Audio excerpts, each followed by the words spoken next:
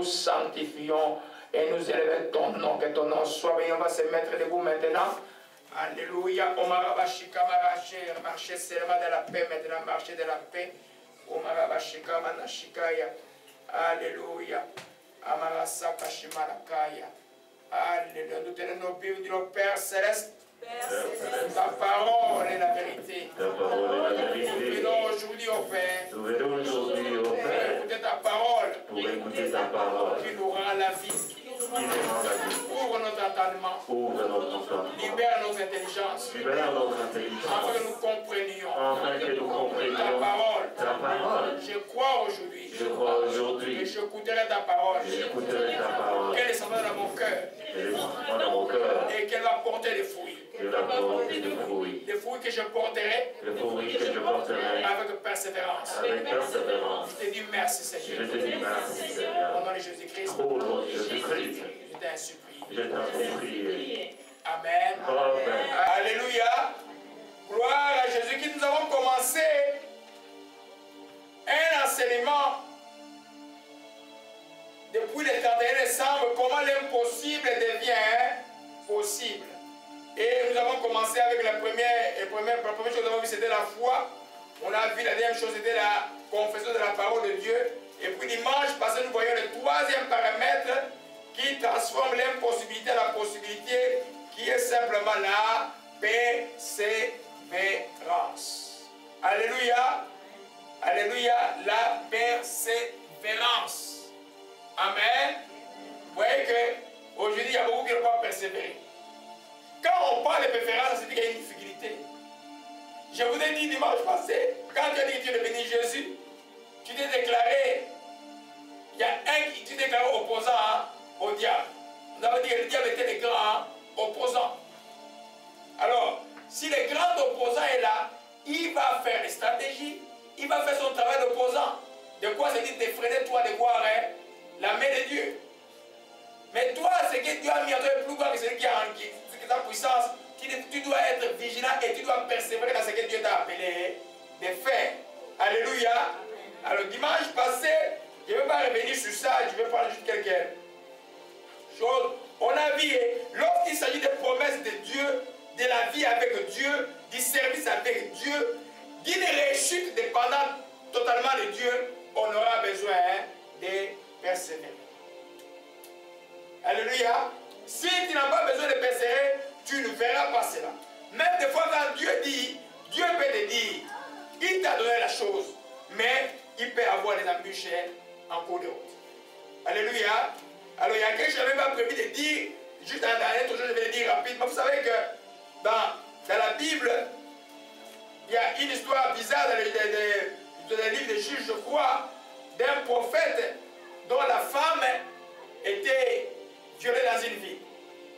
Et le prophète a vu la femme, il a coupé en plusieurs morceaux, il a envoyé Israël. Tout Israël s'est réuni.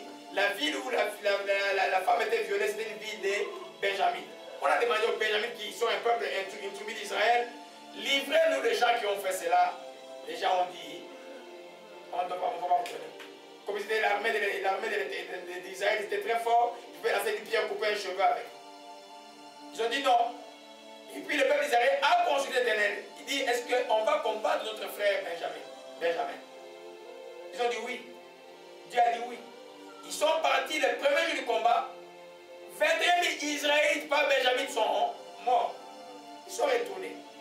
Et puis, ils ont demandé à Dieu, est-ce que Dieu a dit, vas-y, allez-y. Deuxième fois, ils sont partis. 18 000 Israélites sont morts. 22 plus 18 000, ça fait presque combien? Vous faites des calculs? Et ils sont venus travailler, ils ont gêné. Dieu a dit, allez-y, je vous livre. Benjamin, ils ont tué Benjamin la troisième fois.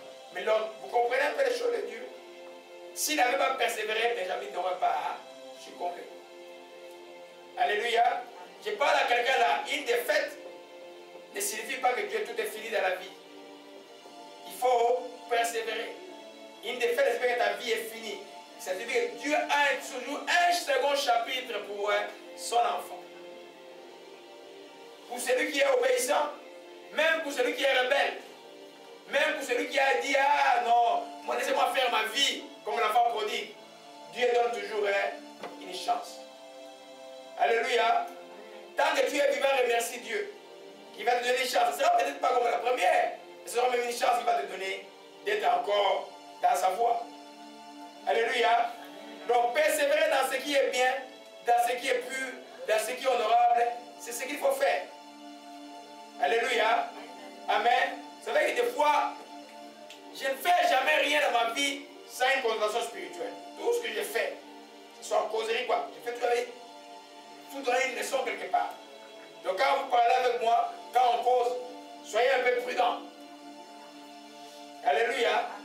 Amen.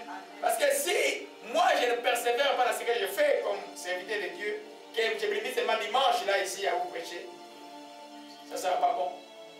Je suis serviteur de Dieu ici, je suis serviteur de Dieu à l'extérieur, je suis serviteur de Dieu partout. Alléluia. Alors on a vu dimanche passé que lorsqu'il s'agit de promesses de Dieu, il faut persévérer. Donc si tu ne persévères pas, il est très probable que, voilà l'histoire de Benjamin que je vous ai rencontré, c'était impossible qu'Israël ensemble batte Benjamin, parce que Benjamin c'était l'armée.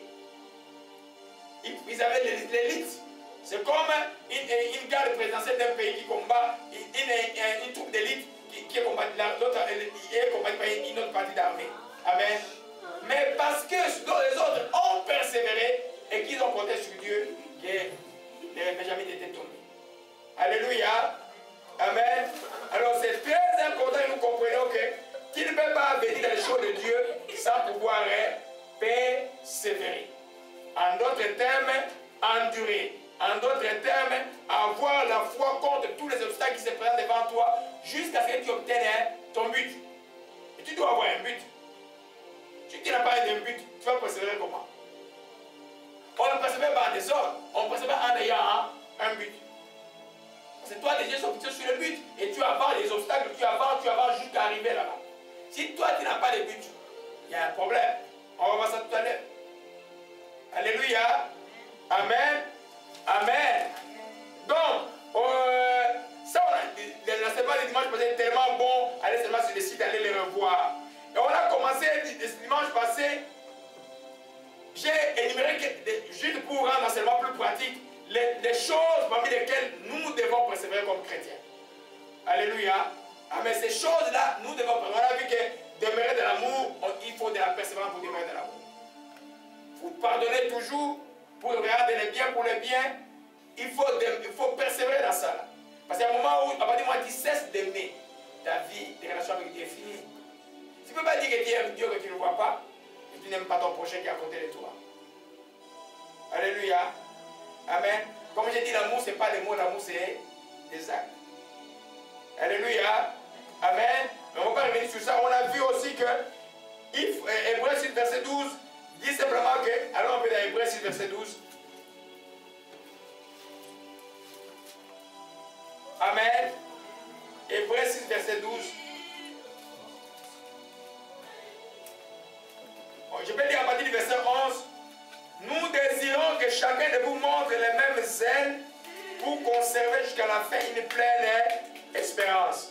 En sorte que vous ne vous relâchiez point et que vous imitiez ceux qui, par la foi et la persévérance, héritent les promesses. La foi et la persévérance. Tu peux pas hériter. La promesse est là que Dieu t'a donnée. Alléluia. Qui a une promesse, je pose d'abord la question, qui a une promesse qu'il attend de Dieu? Amen. Il faut persévérer. Amen. En d'autres termes, quand il dit, tout ce que je demanderai, je crois que j'ai reçu. Tu as reçu, n'est-ce pas? Amen. Mais pour que cela s'accomplisse, ça peut prendre du temps. Amen. Tu as reçu. Persévérer, ça dit, tu gardes dans ton cœur ce que tu as reçu. Les circonstances, les événements te font croire autre chose. Pour que tu dis, non. Toi, tu dis que j'ai reçu et je le verrai s'accomplir parce que Dieu ne peut pas mentir. Amen. C'est pourquoi il est écrit au verset 14 et verset 15. C'est ainsi qu'Abraham, ayant persévéré, obtint l'effet de la promesse. Alléluia. Amen. L'effet de la promesse, c'est-à-dire la tangibilité de la promesse. Amen. Si tu ne persévères pas, ta vie chrétienne, bon, vous allez voir en détail, hein, parce que vous imaginez qui persévère. Aujourd'hui, ça sera fort l'enseignement. Amen. Il y en a qui ne persévèrent pas. Quand tu murmures, il n'y a pas de persévérance. Quand tu doutes, il n'y a pas de persévérance. Amen. Quand tu n'es pas conscient, il n'y a pas de persévérance. On va voir ça tout à l'heure. Amen. Donc il faut être ferme dans ce que tu as reçu. Et tu es ferme dans la confiance de la parole de Dieu. Tu es ferme dans tes attitudes, dans ton comportement. Tu avances jusqu'à ce que tu vois l'effet de la promesse comme Abraham a eu. La Bible dit qu'il fut fortifié par la foi en donnant gloire à Dieu. Il n'avait pas encore vu Isaac, mais il croyait qu'Isaac existerait parce que Dieu avait dit tu auras un enfant qui te trahit. Il a donné l'homme qui s'appelait Isaac. Alléluia. Amen. On a vu ensuite que il faut de la persévérance dans le succès de l'homme intérieur. C'était tellement bien. Amen. Ne t'imagine pas que tu ne peux pas avoir des épreuves de la vie. Amen. Comme mon homme intérieur, là, il est fort aujourd'hui, là, ce matin. Là. Il y a eu beaucoup de prêtres. Je n'ai pas aimé le début du culte d'aujourd'hui. Je n'ai pas aimé parce que si vous ne donnez pas votre parole, pourquoi vous cherchez les problèmes? Pourquoi vous donnez la parole à Dieu pour respirer? Pourquoi? Ne donnez pas la parole à Dieu. Si vous donnez votre parole à Dieu, par exemple, pour les services ici, respectez-les. Il n'y a pas de raison pour que vous ne veniez pas. Si vous êtes malade, c'est le grand hôpital ici. Là. Parce que quand vous allez voir le médecin va dire qu'il vous guérit. Vous allez faire quoi? Vous allez retourner à la prière. Mais commencez par la prière. Amen. Vous comprenez, bien aimé? Amen. Donc l'homme intérieur, dans la précarité, c'est là où il se développe. Amen. Dans la difficulté, c'est là où il se développe. On a vu ça et dimanche passé, je vais revenir sur ça. Là. Alléluia. Paul dit qu'il était pressé de toutes parts, mais il n'était jamais amoindri. Le ministère des postes, des ministères de souffrance, de calamités, de prisons, de chaînes de toutes sortes, mais il n'était jamais amoindri. Alléluia. Ce qu'on a vu dimanche passé, on a vu aussi le succès dans le ministère et il faut persévérer dans le ministère. Si tu es appelé de Dieu, ne t'imagine pas que ça va être comme tu vas passer par les épreuves. Ce n'est pas l'école biblique ça, c'est l'école du Saint-Esprit. C'est pas beaucoup qui terminent l'école biblique, quand ils arrivent à l'école du Saint-Esprit, ces choses ils abandonnent. Oh, je ne veux plus, je ne veux plus.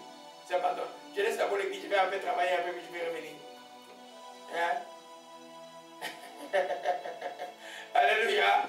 Amen. Vous savez qu'une femme de Dieu, un homme de Dieu, c'est par rapport à la personne, on peut dire que c'est pas un homme de Dieu, non, une femme de Dieu. Parce que l'homme de Dieu, tu peux avoir des, comment dire, des issues, des problèmes, mais tu vas faire ton ministère avec intégrité. Amen. Parce que ton homme intérieur est fort, parce que tu ne te laisses pas bouger à gauche et à droite. Toi, tu sais que celui qui est en toi est plus grand. Alléluia. Amen. Alors enfin, on a vu, j'ai juste un rappel dimanche passé, on a vu Galates 6, verset 9, qui montrait qu'il faut la persévérance dans vos semences. Quelle que soit la nature de la semence, quelle soit la semence et quelque chose, tu veux recevoir un retour, que ce soit l'amour que tu sers, que ce soit les services que tu sers, que ce soit les matériels que tu sers, que ce soit l'argent que tu sers. Toute semence qui n'est pas faite avec persévérance ne donnera pas grand chose. Il y a un presque l'Esprit nous a donné le dimanche passé, à une semence entrecoupée, récolte entrecoupée. Qui aimerait avoir les récoltes entrecoupées? Personne. Amen. Tout le monde peut avoir une récolte à la saison de la récolte. Si c'est entrecoupé, ce n'est pas normal. Alléluia. C'est ce qu'on a vu dimanche parce que je ne vais pas trop étaler dessus parce qu'il y a un grand enseignement qui viendra dessus. Et au verset Galates 6, verset 9 dit simplement: ne nous laissons pas de faire le bien car nous moissonnerons autant convenable si nous ne nous relâchons pas. Si tu sais de faire le bien parce que les gens t'oppriment, c'est fini. Amen. Il ne faut pas s'aimer, arrêter de faire le bien. La Bible dit même que quand tu sais que faire ce qui est bien, tu ne le fais pas, tu commets